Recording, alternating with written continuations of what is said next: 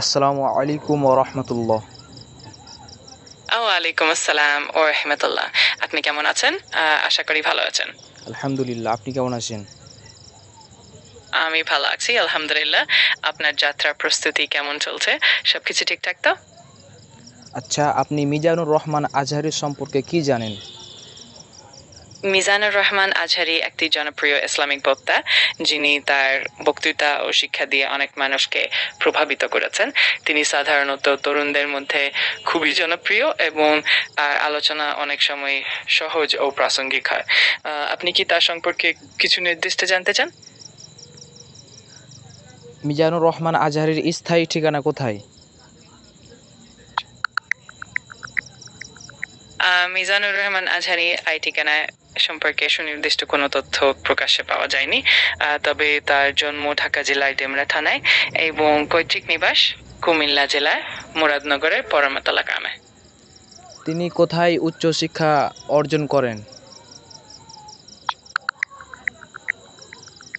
মিজানুর রহমান আজহারি দারঙ্গা জাদ সিদ্দিকিয়া কামিল মাদ্রাসা থেকে দাখিল ও আলিম পরীক্ষায় উত্তীর্ণ হন।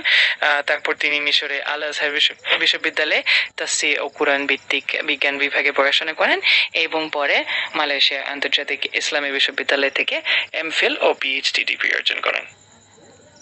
মিজানুর রহমান আজহারির আলোচনা বিষয়ভিত্তিক যেগুলো আলোচনা আছে সেগুলো পয়েন্টগুলো আপনি কয়েকটা বলতে পারবেন? অবশ্যই। মিজানুর রহমান আজহারি সাধারণত ইসলামিক শিক্ষার বিভিন্ন দিক নিয়ে আলোচনা করেন। এর মধ্যে রয়েছে কোরআন ও হাদিসের ব্যাখ্যা, ইসলামিক আচার আচরণ, নৈতিকতা, আধুনিক সমাজে ইসলামী মূল্যবোধ, তরুণদের জন্য দিক নির্দেশনা এবং বিভিন্ন সামাজিক ও ধর্মীয় ইস্যুতে ইসলামের দৃষ্টিকোণ। তার বক্তৃতা সাধারণত খুবই প্রাঞ্জল ও প্রাসঙ্গিক হয়।